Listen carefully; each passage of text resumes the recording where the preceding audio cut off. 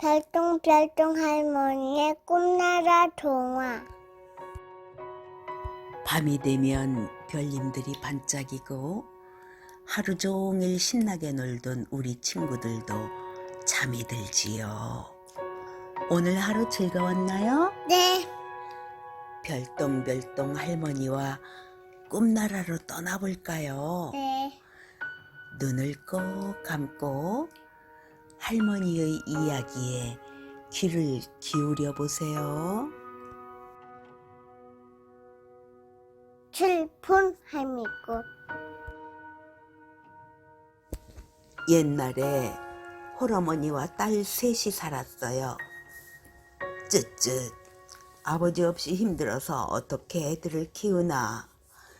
아들이라도 하나 있으면 좋으련만. 마을 사람들이 혀를 끌끌 차며 말했어요.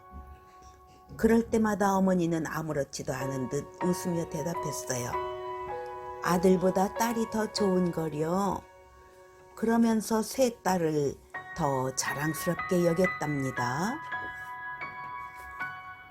어머니는 혼자 딸 셋을 키우면서도 힘든 줄 몰랐어요. 어머니, 제가 할게요. 밥을 지으러 부엌에 가면 첫째 딸이 소매를 걷고 나섰어요. 어머니, 좀 쉬세요. 바느질감을 가져오면 솜씨 좋은 둘째 딸이 얼른 나섰어요. 어머니, 제가 다 했어요.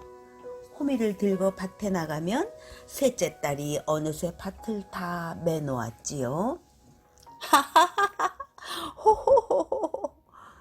울타리 너머로 네 식구의 웃음소리가 퍼졌어요. 저 집은 어쩌면 저렇게 행복하게 살까? 글쎄 말이야, 정말 부럽군 그래. 아들 하나 없다고 안타까워하던 마을 사람들도 모두 부러운 눈으로 쳐다보았어요. 어느덧 세월이 흘러 딸들이 결혼할 나이가 되었어요. 첫째야, 넌 어떤 집으로 시집가고 싶으냐? 어머니, 저는 부잣집으로 가고 싶어요.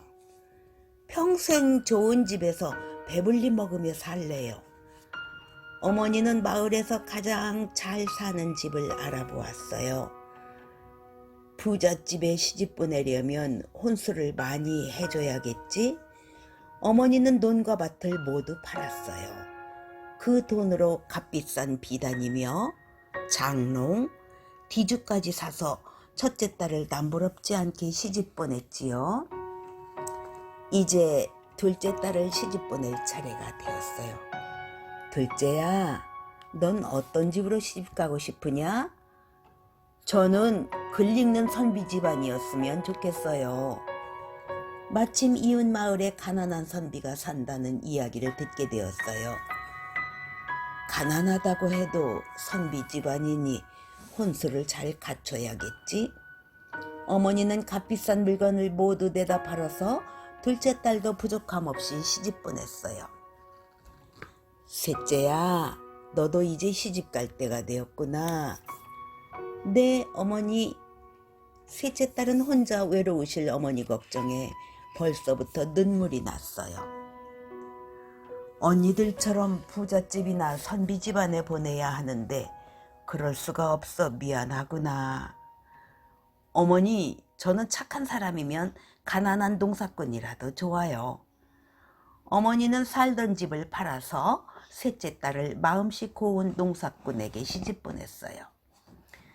세 딸을 모두 시집 보내고 나니 어머니에게는 겨우 오두막 한 채만 남았어요. 하지만 어머니는 아무것도 아깝지 않았어요. 애들이 시집 가서 잘 산다면 더 바랄 게 없어. 그런데 날이 갈수록 딸들이 너무 보고 싶었어요.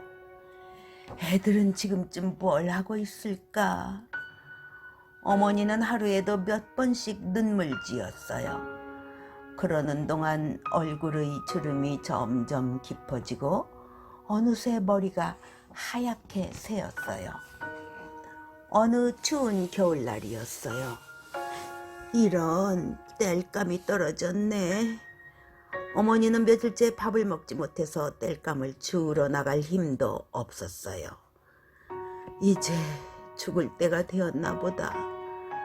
그런 생각이 들자 세 딸이 못 견디게 보고 싶었어요. 죽기 전에 얼굴이라도 한번 봤으면. 마침내 어머니는 한 손에 지팡이를 짚고 절룩절룩 힘겨운 걸음으로 집을 나섰어요. 저 멀리 첫째 딸이 사는 집이 보였어요. 저렇게 크고 으리으리한 집으로 시집 갔으니 누구보다 행복하게 잘 살겠지. 어머니는 첫째 딸의 얼굴만 보고 올 생각이었어요. 어머니, 어서 오세요. 첫째 딸이 버선발로 달려나와 어머니를 맞았어요. 그러고는 얼른 따끈따끈한 밥을 지어왔어요. 첫째에게 오기를 잘했구나. 어머니는 첫째 딸이 차려준 밥을 맛있게 먹었어요. 어머니는 첫째 딸의 집에서 한동안 잘 지냈어요.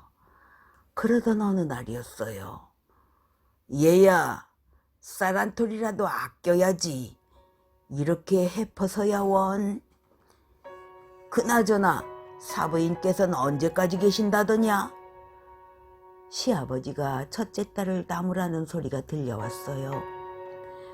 내가 눈치도 없이 너무 오래 있었구나.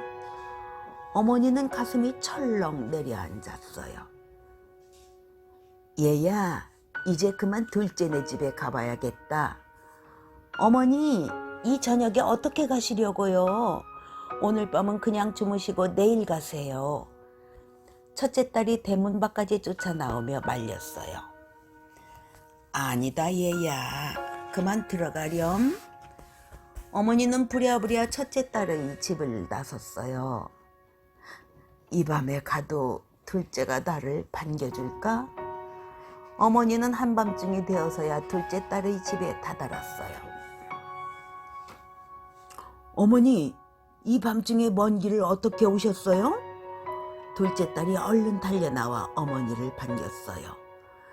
둘째야, 어디 얼굴 좀 보자.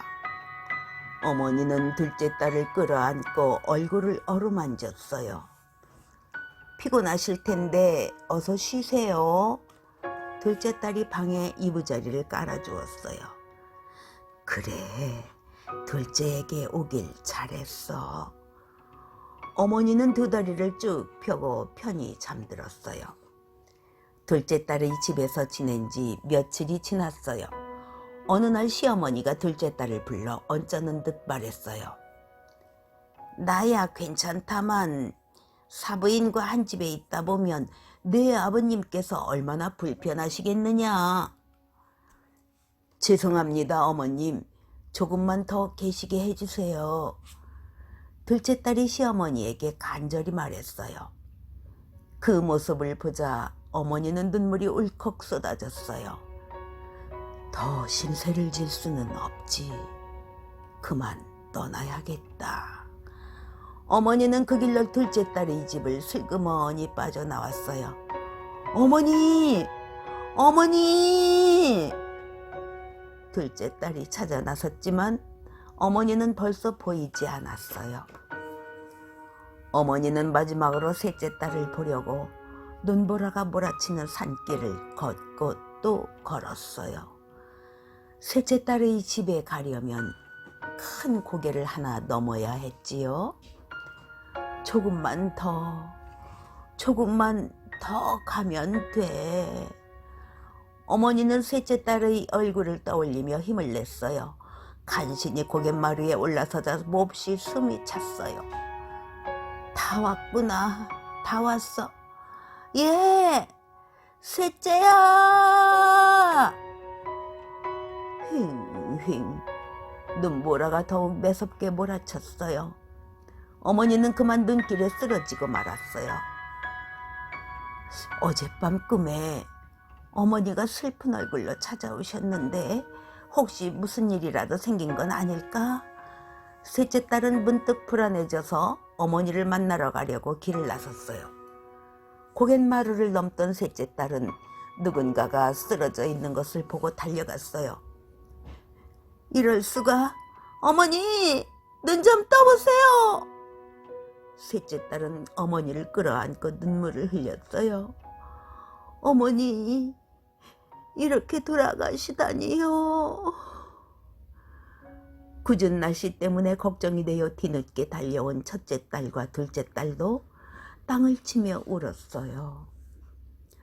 추운 겨울이 지나고 봄이 왔어요. 어머니의 무덤에도 파릇파릇 새싹이 돋았어요. 처음 보는 꽃이네. 허리가 꼬부정한 게 꼭 할머니 같아. 그 꽃은 마치 셋째 딸의 집을 슬프게 바라보는 것 같았어요. 사람들은 죽은 어머니가 세 딸을 그리워하며 무덤 위에 꽃으로 피어난 것이라고 생각했어요. 그리고 그 모습이 할머니를 닮았다고 해서 할미꽃이라고 불렀답니다. 할머니의 이야기가 모두 끝났어요. 재미있게 잘 들었나요?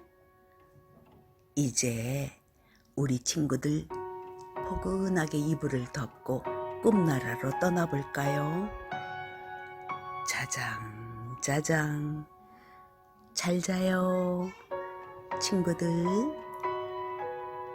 구독, 좋아요, 추천 꼭.